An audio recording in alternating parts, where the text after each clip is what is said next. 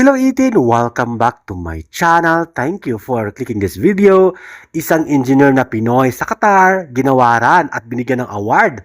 Naging inspiration niya ang SB19, kaya naman ginamit niya ang kantang Shooting for the Stars at Memories sa kanyang upload sa TikTok. Heto nga ang caption ng kanyang upload sa TikTok.